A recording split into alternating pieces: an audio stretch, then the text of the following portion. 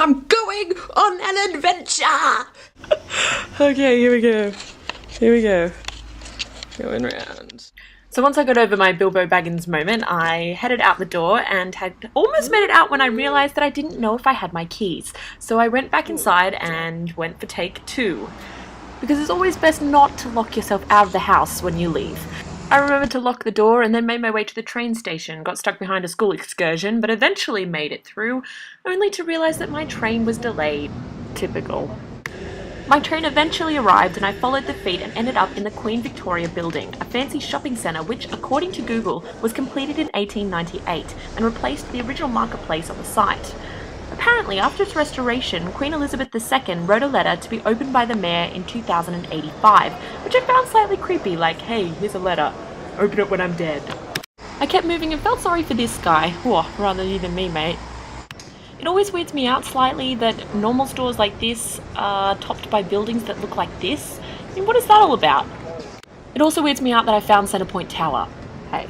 After thinking that the sign guy had the worst job in the world, I found this guy and quickly revised my opinion. To be honest, I don't really know where this is. It's some kind of gorgeous arcade. It's really old-fashioned and nice. And I pretended to be filming this fashion display when really I just wanted to get some footage of this shoe shining station, which I thought only happened in movies, but apparently not. I then did some general shopping, but didn't get much footage of that, so here's some footage of me walking down the street. I walked down George Street and then made a stop off at this place, which looked so good that I just couldn't resist popping by, and ended up buying a macaron. Oh my god, Gurmars! And then kept walking and followed some more people in suits, so many people in suits, and then made a quick stop at the beginning of Martin Place. This is the post office there. And then I just had a bit of a fangirl moment over all of the beautiful old buildings. I must have looked like the biggest tourist just standing there revolving around with my camera, but I didn't care. It was so worth it. Still can't get used to how tall everything is. I was also a big fan of this, which reminded me of Despicable Me when they steal all the monuments. And I was kind of like, yeah, nice try, but you're not fooling anyone. I also couldn't help but think that crossing the street in the city is kind of like facing a zombie wave. You're never really sure which way you're going to go.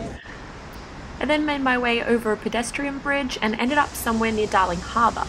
It was the most glorious afternoon, so I wandered around for a bit before making my way towards the Chinese Friendship Gardens.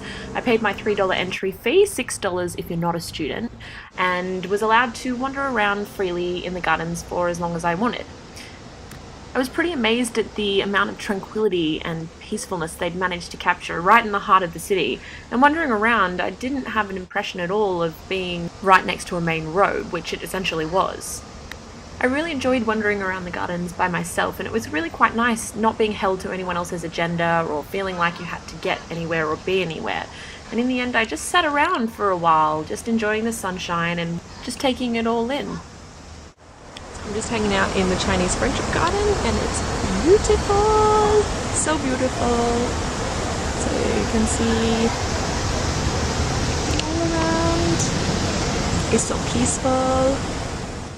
I had a quiet lunch and then it was macaron time.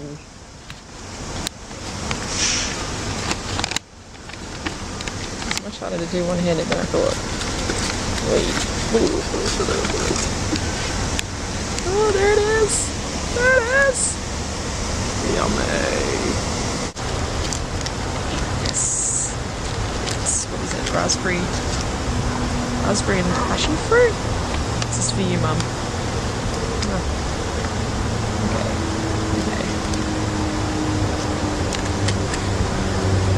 Even by myself, I'm probably gonna get really weird looks from everyone here, but that's okay.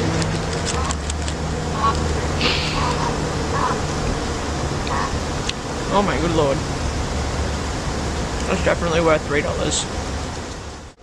The gardens were initiated by the local Chinese community to celebrate Australia's 1988 bicentenary, and when you look around you can really see the effort that's gone into making this place one of harmony and peace.